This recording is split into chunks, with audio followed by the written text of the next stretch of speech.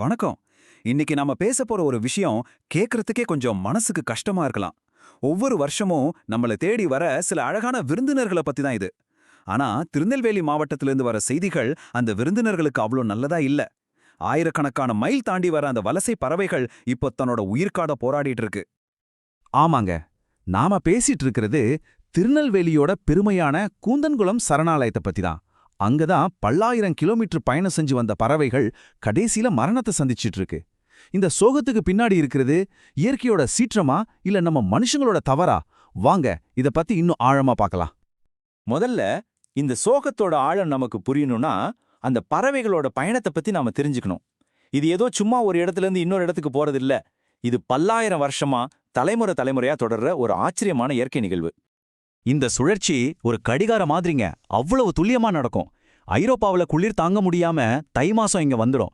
கூந்தன் குளத்தோட இதமான சூழல்ல கூடு கட்டி குஞ்சு பொரிச்சு தன்னோட வம்சத்தை விருத்தி செய்யும். அப்புறம் ஆடி மாசம் வந்ததும் புதுசா பொரிச்ச குஞ்சுகளோட மறுபடியும் தன்னோட நாட்டுக்கே திரும்பி போயிடும். இவ்வளவு காலமா எந்த தடையும் இல்லாம நடந்த இந்த அற்புதம் தான் இப்போ கேள்விக்குறியா நிக்குது. இத்தனை வருஷமா தவறாம நடந்த இந்த இயற்கை நாடகத்துல இந்த வருஷம் மட்டும் என்னாச்சு? அந்த அழகான விருந்தினர்களோட கதி என்ன? அங்க இப்ப இருக்கிற நிலைமைய கேட்டா நம்ம மனசே பதறி போகும். பல்லாயிரம் மைல் பறந்து வந்த களைப்போட குடிக்க ஒரு சொட்டு தண்ணி இல்லாம, சாப்பிட ஒரு இரை கூட இல்லாம அந்த பறவைகள் செத்து மடியுது. ஒரு காலத்துல பறவைகளோட சத்தத்தால நிறைஞ்சிருந்த அந்த சரணாலயம் இப்போ மரண ஓலத்தால அமைதியா இருக்கு. இந்த பறவைகளோட துன்பத்துக்கு நேரடியான காரணம் என்னன்னு பார்த்தா அது வத்தி போன நீர்நிலைகள் தான். ஒரு காலத்துல மீன்களும் தண்ணியும் நிறைஞ்சிருந்த இடம் இப்போ எப்படி இருக்கு தெரியுமா? ஒரே வறண்ட பூமி. குளமெல்லாம் காஞ்சு போய் நிலம் வெடிச்சு கிடக்கு.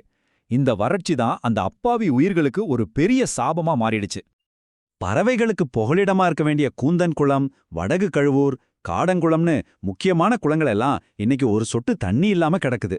தண்ணியே வராததால தண்ணிய நம்பியிருந்த மீன் மாதிரியான உயிரினங்களும் போச்சு. அதை நம்பியிருந்த பறவைகளும் சேர்ந்து அழியுது. சரி, இந்த குளம் எல்லாம் ஏன் இப்படி வறண்டு போச்சு? தண்ணி பத்தலையா இல்ல வேற ஏதாவது காரணமா? வாங்க பிரச்சனையோட ஆணிவேர் எங்க இருக்குன்னு பாப்போம். இந்த எல்லா குளங்களுக்கும் தண்ணி வர வேண்டிய முக்கியமான சோர்ஸ் எதுன்னு பாத்தீங்கன்னா அது மணிமுத்தாறு அணைதான். அங்கிருந்து வர்ற 80 அடி கால்வாய் தான் இந்த பகுதிகளுக்கு வாழ்வளிக்கிற ஜீவநதியா இருக்கணும்.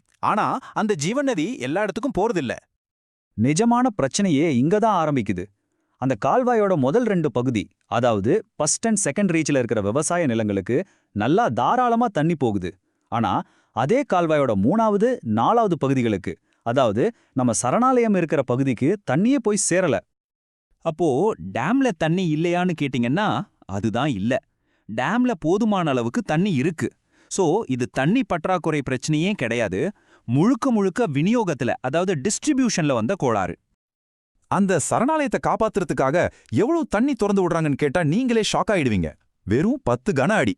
யோசிச்சு பாருங்க, பல 100 ஏக்கர் பரப்பளவு இருக்கிற குளங்களை நிரப்ப இந்த தண்ணி போதுமா? இது யானை பசிக்கு சோளப்பொரி கொடுக்குற மாதிரி தாங்க இருக்கு. இந்த நிலைமையில இதுக்கு ஒரு தீர்வு இருக்கா? இருக்கு. அங்க இருக்கிற ஒரு விவசாயியே ரொம்ப சிம்பிளான ஒரு சொல்யூஷன் சொல்றாரு. அந்த மண்ணோட மைந்தர் மூளைக்கரைப்பட்டி விவசாயி செல்வகுமார் அங்க நிஜமா என்ன நடக்குதுன்னு ரொம்ப தெளிவா சொல்றாரு. அவர் பிரச்சனையோட ஆணிவாரையும் சொல்றாரு, அதை சரி பண்ண ஒரு பிராக்டிக்கலான வழியும் சொல்றாரு. பாருங்க தீர்வு எவ்வளவு எளிமையா இருக்குன்னு.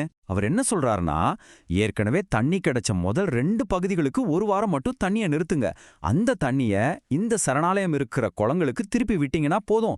இதனால விவசாயிகளுக்கும் எந்த பாதிப்பும் வராது. பல்லாயிரக்கணக்கான பறவைகளோட உயிரும் காப்பாற்றப்படும். ஒரே கல்லுல 2 மாங்கா. இப்போ தீர்வு நம்ம கையில இருக்கு. இனிமே நாம என்ன செய்யணும்? அடுத்த கட்ட நடவடிக்கை என்னவா இருக்கணும்? இப்போ விவசாயிகளோட குரலும் சுற்றுச்சூழல் ஆர்வலர்களோட குரலும் ஒன்னா சேர்ந்து ஒலிக்குது. அவங்க தமிழக அரசுகிட்டையும் பொதுப்பணித்துறைகிட்டையும் வைக்கிறது வெறும் கோரிக்கை இல்ல, ஒரு அவசர உதவிக்கான கூக்குரல். இனியும் லேட் பண்ணாதீங்க, அந்த வாயில்ல ஜீவனங்களை காப்பாத்த உடனே ஏதாவது பண்ணுங்கன்னு கேக்குறாங்க. மொத்தத்துல இந்த முழு பிரச்சனையும் சுருக்கி பார்த்தா ஒன்னு நல்லா புரியும். இது ஏதோ தீர்க்க முடியாத சிக்கலே கிடையாது. சரியான நேரத்துல எடுக்கிற ஒரு சின்ன நிர்வாக முடிவு, ஒரே ஒரு முடிவு ஆயிரக்கணக்கான பறவைகளோட உயிரை காப்பாத்திரும். கடைசியா இந்த சம்பவம் நம்ம மனசுல ஒரு பெரிய கேள்வியை எழுப்புது. இந்த இயற்கை வளங்கள் எல்லாம் மனுஷங்களுக்கு மட்டும்தானா? இந்த பூமியை நம்ம கூட சேர்ந்து பகிர்ந்துக்கிற மற்ற உயிரினங்களுக்கு இதுல எந்த உரிமையும் இல்லையா? கொஞ்சம் யோசிச்சு பாருங்க.